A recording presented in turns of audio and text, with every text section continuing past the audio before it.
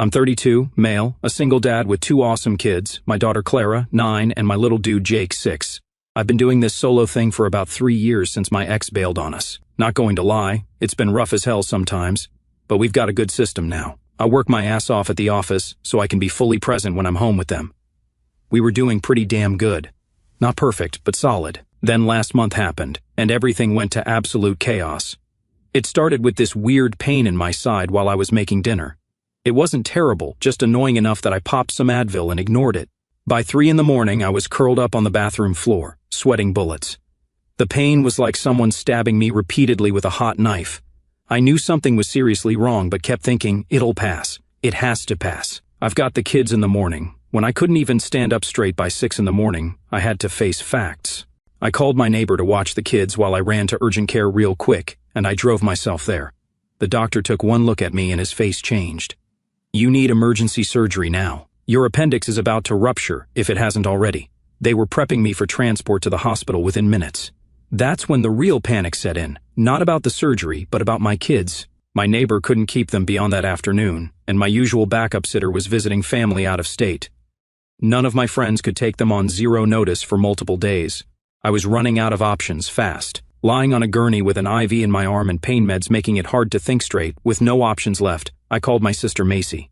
I hated doing it but had no choice. We've always had this complicated relationship. She's my dad's golden child who can do no wrong, especially since my stepmom Karen entered the picture 8 years ago. See, my mom died when I was 19, cancer. Dad remarried Karen just 18 months later.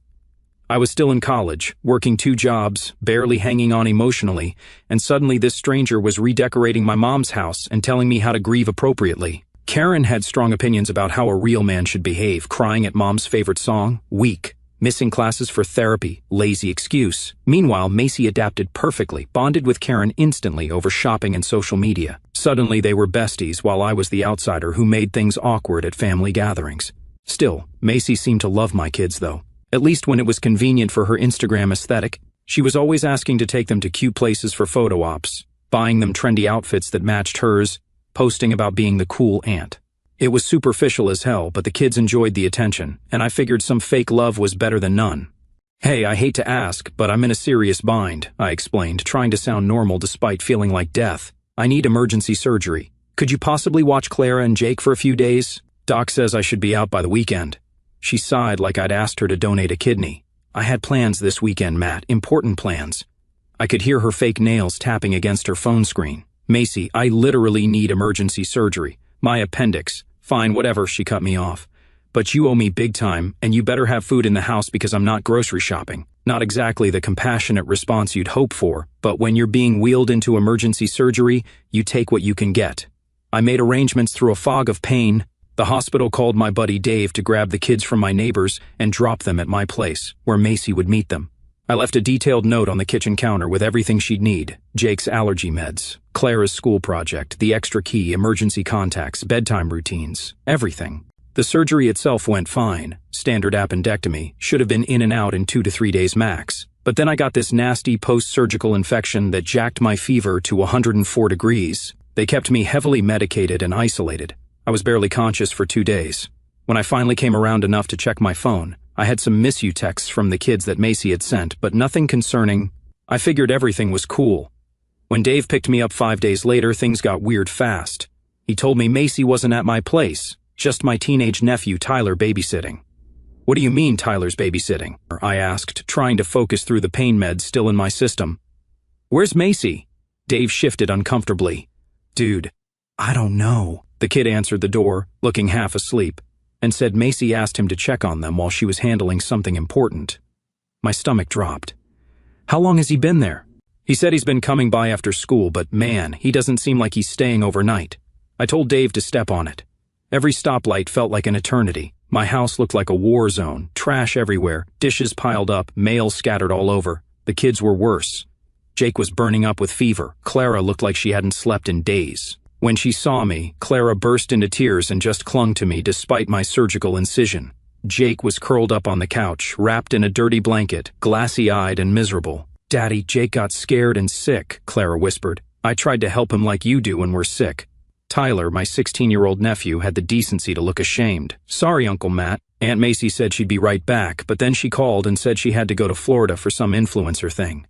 I've been coming after school, but Mom doesn't know I've been here, so I couldn't stay overnight. I was still processing this when Jake lurched off the couch and vomited all over the floor. His little body was burning up, had to be 102 degrees at least. When I got him cleaned up, I noticed the rash on his arms, his strawberry allergy. The kid can't even have strawberry-flavored anything without breaking out, and it was listed right at the top of the care instructions I'd left. Clara, my 9-year-old baby girl, had been forced to care for Jake by herself, climbing counters to get medicine and dosing him randomly. Even the dog was dehydrated. I sent Jake to urgent care with Dave while I helped Clara. When I called Macy, she was partying and completely dismissive. "The kids are fine. They're alive, aren't they?" "Stop being dramatic," she said, bragging about gaining Instagram followers. "This trip is super important for my career." I threatened to call CPS on her, but she just laughed. "Dad would never forgive you. How would that look for you? Can't even arrange proper childcare." Dad was even worse when I called him. "You're overreacting. Your sister is pursuing her dreams," he said. "Boys need to toughen up anyway. When you were 6, I was already teaching you to mow the lawn. Kids today are too soft." When I mentioned Jake could have had anaphylactic shock, he brushed it off. Well, he didn't, did he? The conversation ended with him attacking me. "You've always been too sensitive, not like your sister. Maybe if you'd made something of yourself instead of playing house, you wouldn't need to drag Macy down. She's always been special, unlike some people who couldn't even keep their marriage together." That was it. Something in me snapped. These weren't family, just people with my DNA who'd throw my kids under the bus for Macy's follower count. I didn't report them, but only because my kids had been through enough trauma already from the divorce mess. I went completely cold, stopped answering calls, deleted texts, skipped family dinners, no arguments, just silence. I focused entirely on my kids while they kept sending guilt trips about family obligations. But that was just the beginning. I had no clue how bad it would get. Fast forward a few weeks. Easter was coming up, a big deal in our family, with my dad's side all getting together at the family home. The house I own, by the way. Yeah, that's an important detail. After my mom died, I bought the family house from her estate so Dad could keep living there. He couldn't afford to buy out my half of the inheritance, and I couldn't bear the thought of him having to move out of the home they'd shared for 25 years. So I got a mortgage in my name and bought the place, letting him stay there for way below market rent because, well, he's my dad. But looking back, it was clear Dad's toxic behavior had deep roots. When Mom died, something in him broke permanently. Instead of dealing with his grief, he latched onto Macy as his golden ticket, the perfect daughter who'd fulfill all the dreams he'd failed to achieve himself. Karen only amplified this dynamic. Seeing me as competition for Dad's attention and resources over the years, Dad's resentment toward me grew, especially after I became successful enough to buy Mom's house. A constant reminder that I, not he, was preserving Mom's legacy. He couldn't stand that his disappointment son was financially supporting him, while his special daughter contributed nothing. So, he immediately let Macy move back in temporarily after college. Then Karen started redecorating, tearing out Mom's garden to put in a hot tub, painting over the height marks on the kitchen doorframe where Mom had tracked my growth. When I objected, Dad said I was being stuck in the past and needed to let Karen make the house her own. It was never about preserving Mom's memory for him. It was about his own comfort and convenience. And for 8 years, I'd been subsidizing his lifestyle, Macy's perpetual finding herself phases, and Karen's redecorating whims. Meanwhile, I was busting my ass raising 2 kids alone in a cramped apartment because I couldn't afford a house for us after taking on the mortgage for the family home. Anyway, a couple of days before Easter, as I was getting the kids' Easter outfits ready, my phone buzzed with a text. "Hey, I know you're still upset about what happened, but we want to put it behind us. Easter dinner at 3 on Sunday. The whole family will be there. Time to heal and move forward." This surprised me, not the manipulation, that was standard, but the attempt to make amends without actually apologizing. I knew what was happening. They were terrified I'd cut them off completely, which would mean no more below-market rent, no more bailing Macy out of financial disasters, no more free babysitting like I'd ever trust them again, no more Matt the blank check. Before I could respond, my phone buzzed again. "Hey Matt, it's Uncle Rob. Just checking in on you and the kids. Haven't heard from you in a while." Uncle Rob was always the real one in the family. When my ex left, he was the only one who actually showed up, brought groceries, watched the kids so I could sort out legal stuff, just sat with me when I needed to not be alone. While my dad was telling me to man up, Rob was helping me figure out how to braid Clara's hair. I filled him in on what happened with the surgery and Macy bailing on the kids. He was livid. "Are you serious? They left a 9-year-old watching a 6-year-old overnight? That's not just shitty, Matt. That's dangerous. And your dad defended this?" "Yep, golden child can do no wrong," I said. I'm done with them, Rob. Just completely done. He was annoyed. Did they at least apologize? Try to make it right? I laughed. Yeah, they invited me to Easter dinner, said it's time to heal and move forward. No actual apology, no acknowledgement they fucked up, just sweep it under the rug and pretend it never happened. Uncle Rob sighed. Classic. You going? Hell no. My kids aren't setting foot in that house again. Can't say I blame you, but fair warning, they'll spin this as you being the asshole. You know how they operate. Let them. I'm past caring what they think. I texted Dad back, not coming. After what Macy did to my kids and how you defended her, I don't think it's a good idea. The response came immediately. Don't be so dramatic. Your sister made a mistake. Get over it. Everyone's expecting you. Don't embarrass me. I laughed out loud at that one. So predictable. I told him it's not happening. That's when the gloves came off. He replied, fine, stay home then. Nobody wants to deal with your attitude anyway. Probably better without you there, bringing everyone down. None of the relatives even asked if you're coming. Nobody cares about you or your stupid kids. Mask off. This is who they really were. I should have cut them off years ago. I was about to throw my phone across the room when another text came through from my cousin Zoe. Dude, are you really not coming to Easter? Your dad's telling everyone you have to work, and your sister's talking about how you can't handle being around successful people now. WTF is going on? Zoe's always been the family gossip pipeline, but for once, I was glad for it. I gave her the quick version of what went down. Holy shit, she texted back. That's messed up, but for your information they're spinning this like you're the asshole who's bailing on family. Karen's telling everyone you've been unstable since the divorce. Let them talk, I replied. I know the truth. Just thought you should know, Zoe added. Also, heads up. Macy's planning to livestream the whole Easter thing for her Instagram. She's trying to become an influencer or some shit. Keeps talking about her brand and content creation. That gave me an idea. I asked Zoe to keep an eye on Macy's livestream on Sunday, just to see what kind of nonsense they'd try to spin. She was all in. They thought they were safe, that I'd never pull the plug, never reclaim what was mine.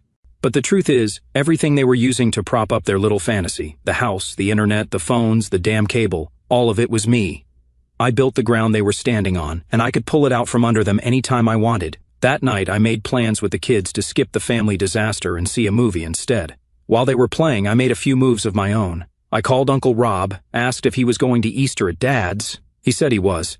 I told him he might want to bring up what actually happened while I was in the hospital, right there in front of everyone. He was curious, so I gave him the short version. They were telling everyone I was working overtime. When the truth was, Dad told me not to come because apparently no one cared about me or my stupid kids. Rob went quiet. That particular silence from him, that's his version of loading ammo.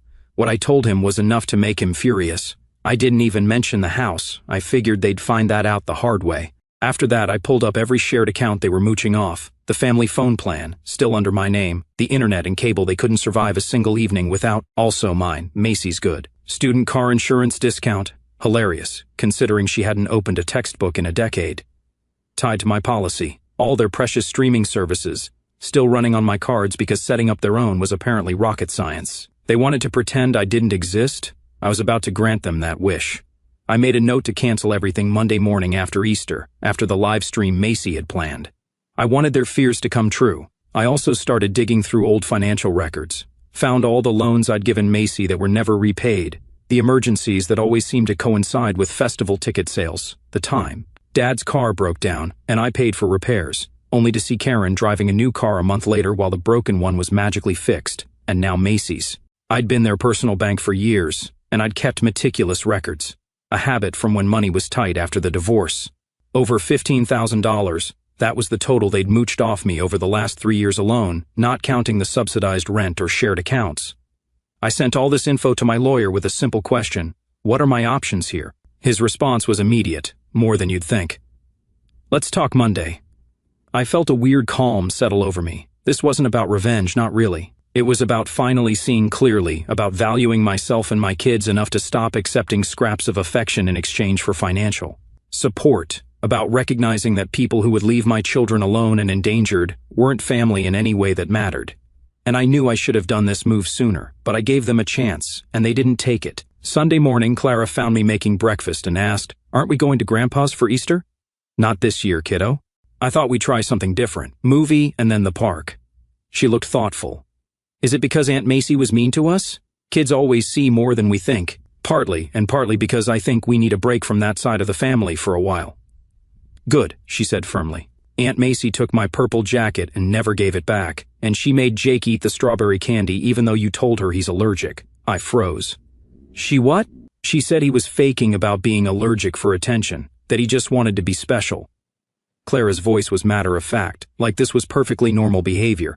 I tried to stop him, but she said I was being a baby. My mind started racing. Macy had deliberately given my allergic son something that could have killed him because she thought he was faking. Am I in trouble? Clara asked in a small voice. I immediately knelt down to her level. Absolutely not. You did the right thing telling me. You're never in trouble for telling the truth, especially when it's about someone hurting you or your brother. Then she said something that broke my heart. Aunt Macy said Grandma liked people who kept family secrets. That good girls don't tell on family members. I saw red. They'd been manipulating my daughter, using my dead mother's memory to silence her. I pulled Clara into a hug, careful to keep my voice gentle. Your grandma would never, ever want you to keep a secret that made you feel bad or unsafe. Never. And neither do I. Then I took the kids to see that new Pixar movie, then for ice cream. We had a blast, just us, enjoying ourselves, while I knew everything was about to blow up at the family house. Around 6 in the evening, my phone started blowing up. First, Zoe, OMG, check Macy's Instagram right now, followed by about 20 exclamation points. Then messages from Alex, Denise, and other relatives. What the hell is happening at your dad's? Did you see Macy's live stream? Dude, it's a total shit show over there. I waited until the kids were in bed before checking anything. When I finally looked at my phone, I had like 30 messages waiting. Zoe had sent me a screen recording of Macy's Instagram live, and holy shit, it was glorious. It started normally enough, everyone dressed up, Karen showing off her Easter decorations in my house, Macy playing the perfect daughter and filming everything for her Easter content, Dad acting like the generous host. Then about 20 minutes and Uncle Rob stood up, looked directly at Dad and said, "It's a shame Matt and the kids couldn't be here. But after what happened with the kids, I don't blame him for staying away." The room went dead silent. Dad laughed nervously and mumbled something about, "Matt's always been difficult and some people can't let things go." Rob wasn't having it. He told everyone exactly what happened. How Macy left my kids alone. How they'd been uninvited from Easter. How they'd been lying about why I wasn't there. You could literally see people's faces changing as they realized what was happening. And Macy, the freaking idiot, kept the live stream going through the whole thing. My cousin Zoe, who's usually super quiet, asked Macy directly, "You left a 9-year-old and a 6-year-old alone overnight multiple times?"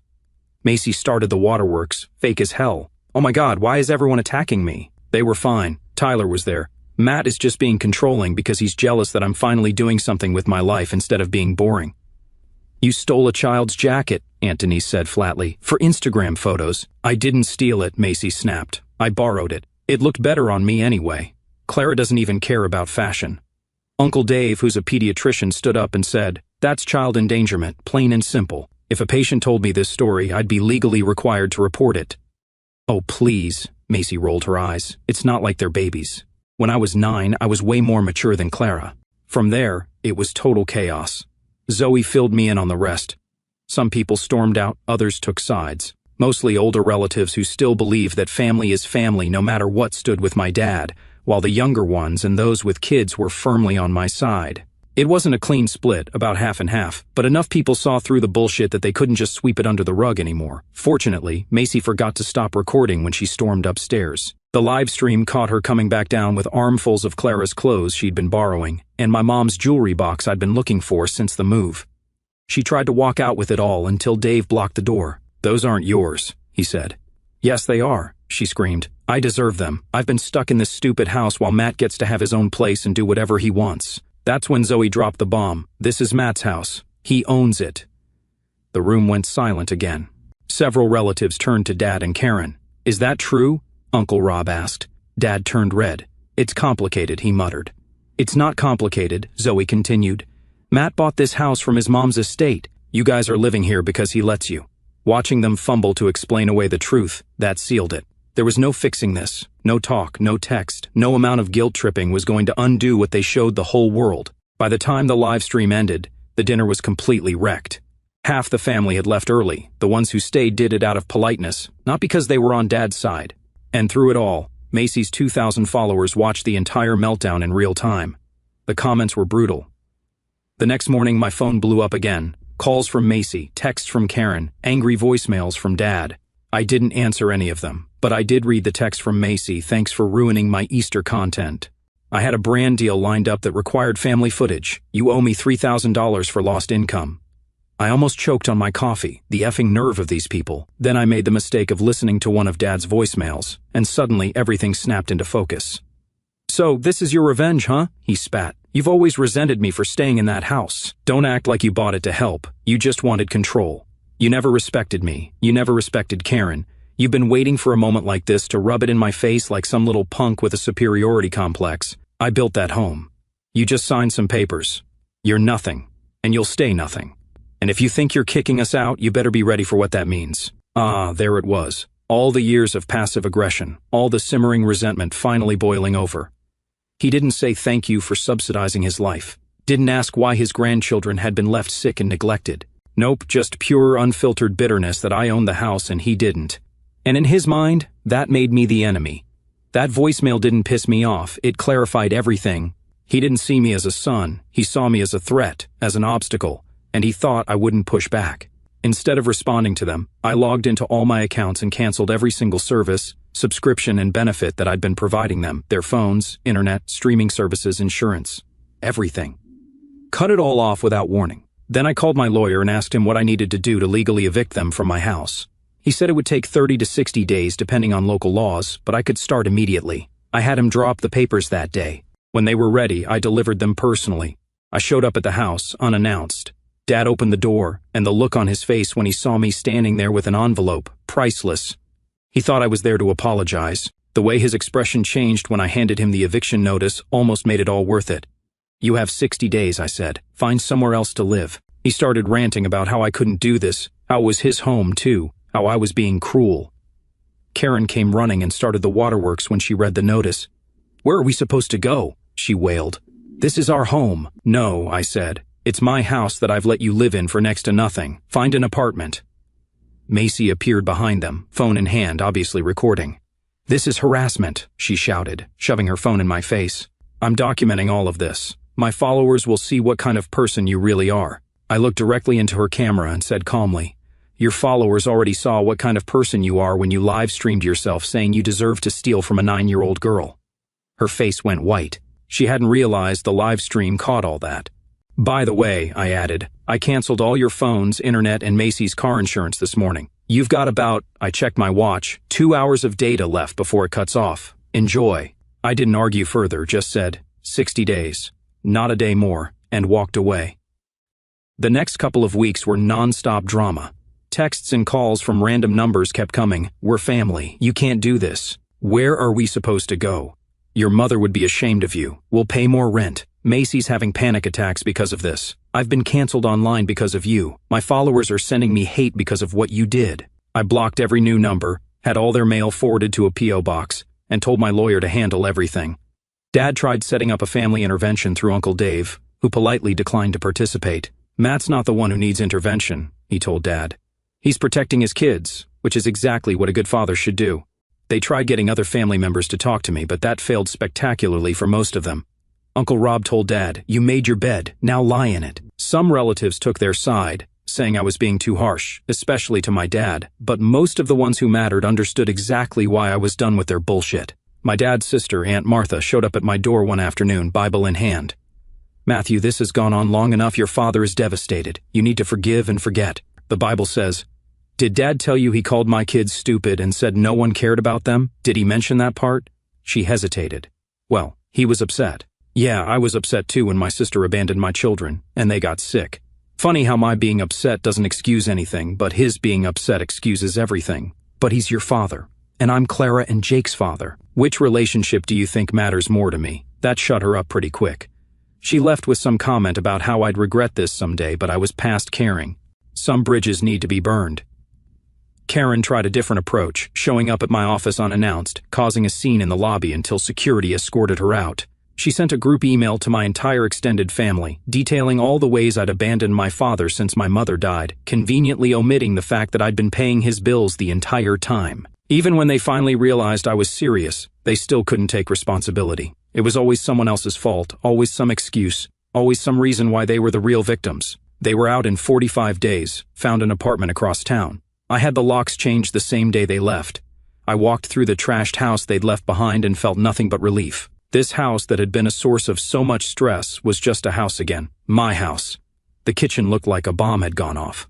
They'd taken all the appliances that they'd paid for, narrator they hadn't, leaving gaping holes where the microwave and dishwasher used to be.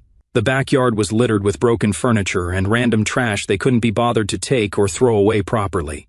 Standing there, looking at the mess they'd made of the home my mom had lovingly maintained for decades, I felt oddly at peace. This was who they were, destructive, selfish, petty. And now they were gone. I spent the next week cleaning, repainting, fixing all the shit they'd broken or neglected. I got rid of the furniture that held too many bad memories and made it new again. The kids and I went shopping for new stuff, letting them pick out colors and decorations for their new rooms. Jake wanted a space theme. Clara went for butterflies and books. For the first time, this house would reflect us, not the ghosts of my past. Neighbors stopped by, curious about the sudden exodus of my family and the flurry of renovation activity. Most hadn't even known I owned the place. "Always thought it was your dad's house, Mrs." Wilson said, bringing over a casserole. "Never understood why such a successful young man like you was living in that tiny apartment when your sister was living here rent-free." Word got around the neighborhood quickly. People started sharing stories about Macy's entitled behavior, parking across driveways, letting her dog shit on lawns without cleaning up, throwing loud parties on weeknights. Turned out my family had been awful neighbors, too. The kids and I moved in the following month. Clara was psyched about having a bigger room. Jake went nuts over the backyard. For the first time in years, I felt like I could breathe. I didn't hear from any of them for almost 2 months. The silence was glorious. Then, one Tuesday afternoon, I got a call from Uncle Rob. "Matt, your dad's in the hospital.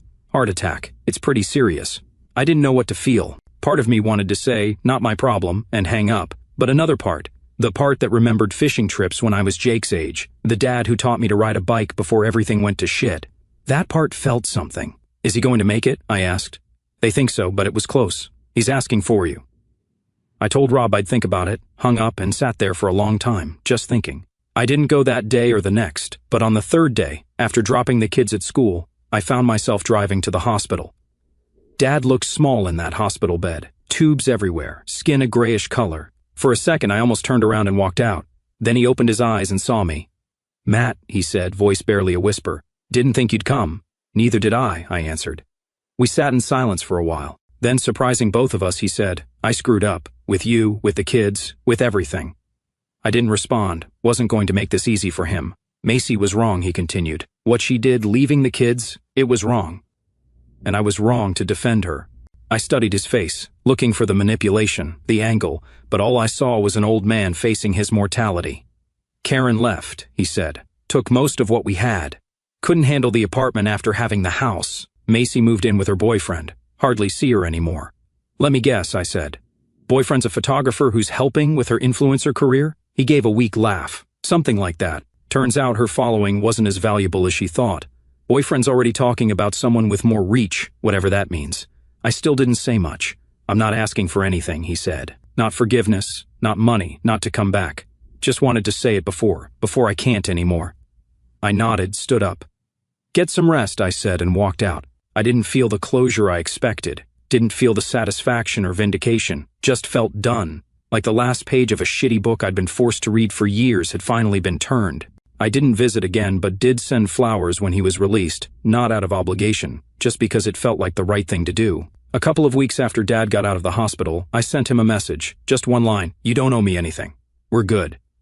Forgiveness doesn't mean forgetting, and it sure as hell doesn't mean rebuilding burned bridges. But I already took back everything that was mine, the house, my peace, my dignity. I didn't need revenge anymore. I already won. Then, like clockwork, Macy reached out, said she was between gigs and needed help covering rent, claimed she was manifesting a fresh start and just needed a little boost. I replied, "Try manifesting a real job," then blocked her number and moved on. Simple as that. And yeah, me and the kids are good. Actually, we're better than good. The house is ours now. Peace is ours. And for the first time in a long time, so is the quiet.